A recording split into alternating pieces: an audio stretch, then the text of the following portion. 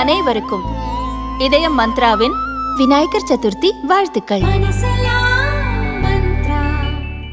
புதிய சட்டங்கள் நம்முடைய இந்திய நாட்டிலே அறிமுகப்படுத்தப்பட்டதோ அந்த நாளிலிருந்து இன்றைக்கு நம்முடைய புதுவை மாநிலத்தில் நடந்த அந்த குற்றங்களுக்கு உடனுக்குடனாக தீர்வு காணப்பட்டு அதன் மூலமாக சார்ஜ் ஷீட் நீதிமன்றங்களுக்கு தாக்கல் செய்யப்பட்டிருக்கின்றது.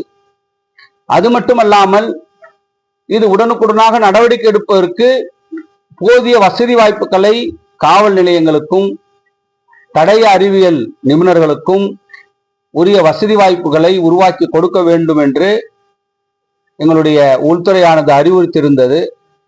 அந்த வசதிகளும் எந்தெந்த வசதிகள்லாம் உருவாக்கி கொடுக்கப்பட்டிருக்கின்றது, இன்னும் எந்தெந்த வசதிகள் நிலுவையில் இருக்கின்றது என்பதை போன்ற ஆலோசனைகளும் இந்த கூட்டத்திலே ஆலோசிக்கப்பட்டது. மேலும் காவல்துறையில இருக்கின்ற சட்டம் ஒழுங்கு எந்த அளவிற்கு இன்றைக்கு இருந்து கொண்டிருக்கின்றது என்பது போன்றவும், அது மட்டுமில்லாமல் நம்முடைய காவலருக்கு கொடுக்க வேண்டிய பதவி உயர்வு, அது மட்டுமில்லாமல் நம்முடைய புதிதாக நியமிக்கப்பட வேண்டிய காவலர்கள், சப் இன்ஸ்பெக்டர் உள்ளின்ற அந்த காவல்துறை அதிகாரிகளை நியமிப்பது சம்பந்தமாக ஒரு காலக்கெடுவுக்குள் நியமிக்க வேண்டும் என்ற ஆலோசனையும் இங்கே நடத்தப்பட்டது. அது மற்றும் கூடுதல் காவல் நிலையங்களுக்கு கூடுதல் கட்டிடங்கள் அந்த வசதியை உருவாக்குவதற்கான அந்த ஆலோசனைகளும் பொதுப்பணித்துறை அதிகாரிகள் உள்ளிட்ட அனைத்து அதிகாரிகளிடத்திலும் அதற்கான ஆலோசனை நடத்தப்பட்டு மிக சிறப்பான முறையிலே காவல்துறையானது அத்தனை நடவடிக்கைகளும் இன்றைக்கு எடுத்திருக்கின்றார்கள். எனவே காவல்துறையுடைய தலைவர் உள்ளிட்ட அத்தனை அதிகாரிகளுக்கும் என்னுடைய மனமார்ந்த வாழ்த்துக்களையும் பாராட்டுக்களையும் இந்த நேரத்திலே நான் அவர்களுக்கு தெரிவித்துக் கொள்கின்றேன். மேலும் எங்களுடைய காவல்துறையானது சட்டம் ஒழுங்கை பாதுகாப்பதிலே மிக சிறப்பான முறையிலே தொடர்ந்து செயல்படும் என்ற உத்தரவாதத்தையும் அவர் சொல்லியிருக்கின்றார்கள். எனவே தொடர்ந்து புதுவை மாநில மக்கள் அமைதியாக வாழ்வதற்கு உரிய அனைத்து நடவடிக்கைகளும் புதுவை மாநில காவல்துறை தொடர்ந்து எடுக்கும்.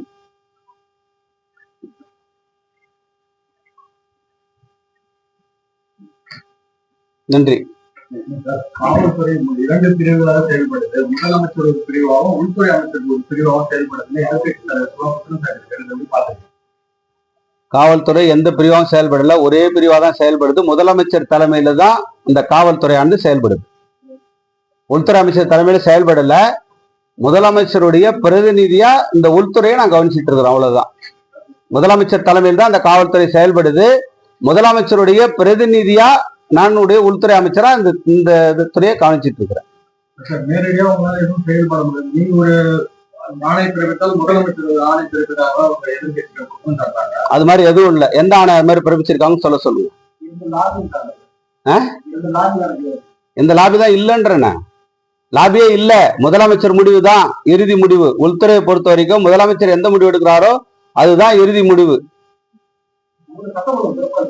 நிச்சயமா சிறப்பா இருக்குது. அதுல உங்களுக்கு என்ன சந்தேகம்? பதிவு செய்வாங்க லஞ்சம் பெறப்படுது அப்படின்னு சொல்லிட்டு எதிர்கட்சியா இருக்கட்டும், முன்னாள் முதலமைச்சராக இருக்கட்டும், காங்கிரஸ் தொடர்ந்து குற்றம் சாட்டாங்க. அதே போல அது ஏற்ப நிறைய காவல்துறையினர் லஞ்சம் பெற்று பணியிட மாற்றமும் செஞ்சிருக்காங்க, பணியிட நீக்கம் செஞ்சிருக்காங்க. இது என்ன ஒரு குற்றப்படி ஏதாவது நடவடிக்கை வேற மாதிரி நடவடிக்கை? அதாவது அது மாதிரி கம்ப்ளைண்ட் வர்ற நேரத்துல எந்தவித பாகுபாடும் இல்லாமல் காவல்துறையானது, காவல்துறை தலைவர் அவர்கள் சரியான நடவடிக்கை எடுத்திருக்கின்றார்கள். அது மாதிரி தனிப்பட்ட அதிகாரி மேல நீங்க குற்றம் இருந்தால் நீங்க சொல்லுங்க. அங்கொன்றும் இங்கொன்றும் எங்கேயாவது நடந்திருந்தாலும் இங்க காவல்துறைக்கு வருகின்ற பொழுது அதை உரிய நடவடிக்கை எங்களுடைய துறை எடுத்துக்கொண்டிருக்கின்றது. அது மாதிரி யாராவது தனிப்பட்ட முறையில அது மாதிரி லஞ்சம் கேட்டாங்க போனாங்கன்னு சொன்னா நீங்க நிச்சயமா அவங்க பேர்ல கம்ப்ளைண்ட் கொடுக்கலாம். அந்த உரிய நடவடிக்கை எங்களுடைய துறையானது எடுக்கும். தனிப்பட்ட ஏதாவது பெரு மாதிரி அமைக்கப்படும் லஞ்சம் விஜிலன்ஸ் அல்லாத உடனடியாக தீர்வு காண்பதுன்னு சொல்லியிருந்தீங்க. இது வரைக்கும் அது மாதிரி ஏதாவது நம்ம இல்ல, ஆல்ரெடி விஜிலன்ஸ் தான் இருக்க. ஆல்ரெடி விஜிலன்ஸ் டிபார்ட்மெண்ட் இருக்கு. ஆல்ரெடி அதுக்கான டிபார்ட்மெண்ட் இருக்கும்போது திரும்ப புது டிபார்ட்மெண்ட் நீங்க உருவாக்கின்னு போறதால எந்த யூஸுமே இல்லையே. நீங்க எப்படியா இருந்தாலும் அவங்க கூட்ட இருந்தானே நீங்க திரும்ப போடணும். அதனால ஒன்றும் பிஓபி ஆல்ரெடி இருக்கு, எல்லாமே இருக்கு, டிபார்ட்மெண்ட்ஸ் எல்லாமே இருக்கு, அதுக்கு உரிய அதிகாரிகள் இருக்கிறாங்க. இருந்தாலும் புதியதாக ஒரு அமைப்பு தேவையில்லைன்றது என்னுடைய கருத்து.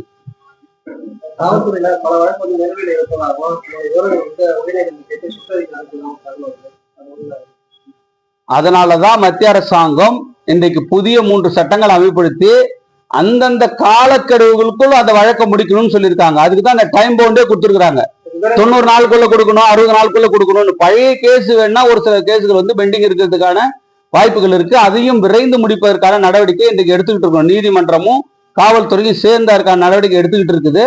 ஆனா இன்றைக்கு புதிதாக உருவாக்கப்பட்ட சட்டங்கள் இன்றைக்கு காலக்கெடுவுக்குள்ள எல்லாத்தையும் இது பண்ணாதான் இன்னைக்கு ரிவ்யூ பண்ணிருக்கிறோமே. 3 ஆண்டுகளுக்கு மேல எவ்வளவு வழக்கு புரியல. 3 ஆண்டுகளுக்கு மேல இவ்வளவு வழக்கு நிலுவையில் இருக்கு. அதெல்லாம் நான் கேட்டு வாங்கி தரேன்.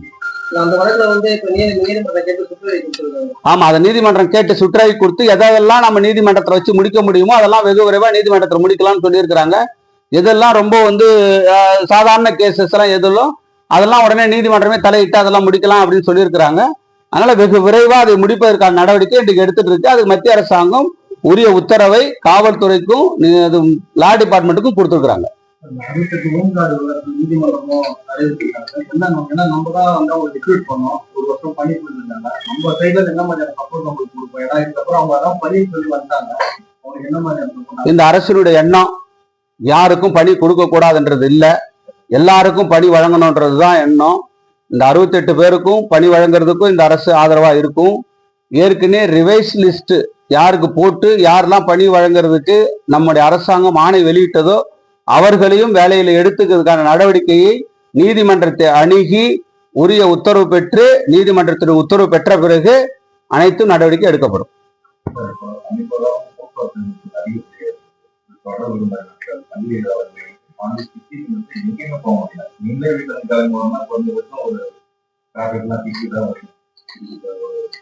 இப்போல பிரச்சனைகள் வந்து ஒரு நிரந்தரமா ரோடு வெட்டிடுறாங்க, திடீர்னு ஹாஸ்பிட்டல் வந்து ஆம்புலன்ஸ் சுத்திட்டு வருது. அந்த அதுக்கு ஒரு நிரந்தர தீர்வு என்னதான்? அது உங்களுக்கு நல்லா தெரியும். புதுவை மாநிலத்துல வந்து பாத்தீங்கன்னா இன்னைக்கு சுற்றுலா வந்து மேம்பட்டு இருக்கு. நமக்கு நம்ம ஊரு இருக்கிற ஊரு சின்ன ஊரு. அந்த சின்ன ஊர்ல அதிகப்படியான மக்கள் நம்முடைய புதுவை மாநிலத்திற்கு சுற்றுலா என்ற பெயர்ல உள்ள வருகின்ற பொழுது இதை போன்ற ஒன்று ஒரு தவிர்க்க முடியாத ஒன்றா இருக்குது.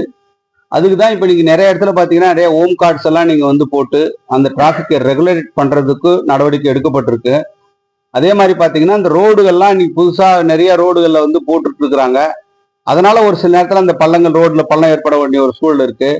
அதனால ஒரு சில ரோடுகள்லாம் வைடன் பண்ணுறதுக்கு அகலப்படுத்துறதுக்கான நடவடிக்கை எடுத்துட்டு இருக்காங்க. அதே மாதிரி பார்த்தீங்கன்னா மேம்பாலம் கட்டுவதற்கான நடவடிக்கை எடுத்துக்கிட்டு இருக்கிறாங்க. இது மாதிரி பல்வேறு நடவடிக்கைகள் வந்து அரசின் மூலமா இந்த எடுக்கப்பட்டிருக்கு இந்த இதை பண்றதுக்கு. அதுவும் பார்த்தீங்கன்னா எங்களுக்கும் இன்னொரு ப்ரொபோசல் இருக்கு. இந்த ஒயிட் டவுன் ஏரியாவில் நம்ம வாகனங்களே வந்து அனுமதிக்காம அவங்க நடந்து செல்ற அளவுக்கு உருவாக்கலாமா அப்படின்ற ஒரு ஆலோசனை முதலமைச்சர்கிட்ட தான் கலந்து பேசியிருக்கிறோம். முதலமைச்சர் உரிய முடிவை சொல்றேன்னு சொல்லியிருக்காங்க. முதலமைச்சருடைய உரிய முடிவு வந்த பிறகு அதையும் நம்ம நடைமுறைப்படுத்துறதுக்கு இருக்கிறோம். எந்தெந்த அளவுக்கு நம்முடைய பொதுமக்களுக்கு சிரமம் இல்லாம இந்த போக்குவரத்து நெரிசல் இல்லாம போகிறதுக்கு என்னென்ன நடவடிக்கை எடுக்க முடியுமோ அந்த நடவடிக்கை எடுக்கிறதுக்கான அரசு அனைத்து முயற்சிகளையும் எடுத்துக்கொண்டிருக்கின்றது. வெகு விரைவாக அது எல்லாம் சரி செய்யப்படும். கார் புதிப்பா கார் இல்லாம நடந்து போற மாதிரி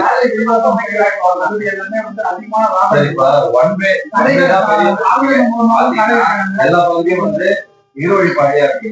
நீங்க பாத்தீங்கன்னா பாரதி வீதி எல்லாமே பாத்தீங்கன்னா ஒரே டபுள் வரதுனால டிராபிக் எல்லாமே காரை பார்க் பண்ணிட்டு போயிருக்காங்க. ஒயிட் ஏரியா ரொம்ப பாத்தீங்கன்னா ஃபுல்லுவாங்க டபுள் சைடு போயிருக்காங்க, பார்க் பண்ணிருக்காங்க. நம்மளால எங்கேயுமே போக முடியும். இல்ல அப்ப அதுக்குதான் போதுமான இந்த பார்க்கிங் வசதி அவருக்கு ஏற்பாடு பண்ணி செய்ய கொடுக்கணும். இப்ப ரெண்டாவது பாத்தீங்கன்னா எல்லாமே ரோட்ல நிறைய நிறுத்திட்டு போறாங்க. அதிகமான வாகனங்கள் வருது, ரோட்ல நிறுத்திட்டு போறாங்க. அதை நாங்களும் கவனிக்கிறோம். அதுதான் இந்த பார்க்கிங் வசதி மல்டி லெவல் பார்க்கிங் வசதி ஏற்படுத்தி கொடுக்கறதுக்கான நடவடிக்கையை எடுத்துக்கிட்டு இருக்கிறோம். அதே மாதிரி எந்தெந்த இடத்துலாம் பார்க்கிங் வசதி சின்ன சின்ன பார்க்கிங் ஒரு 10,000 20,000 ஸ்கொயர் ஃபீட் இருக்கிறதுல அந்த வந்து மல்டி லெவல் பார்க்கிங் உருவாக்கி அதன் மூலமாக நம்முடைய ரோட்ல வண்டி நிறுத்தாம பண்றதுக்கான நடவடிக்கையும் எடுப்பதற்கான நடவடிக்கையும் கலந்து பேசிட்டு இருக்கிறோம். ஏன்னா பொதுப்பணித்துறையோடு கலந்து பேசி அந்த முடிவு எடுக்க வேண்டியிருக்கு. அதனால அதுக்கான நடவடிக்கை எடுக்கப்பட்டிருக்கு. வெகு விரைவாக அவற்றை எல்லாம் எடுப்பதற்கு தயாராக இருக்கு இந்த அரசு தயாராக இருக்கு.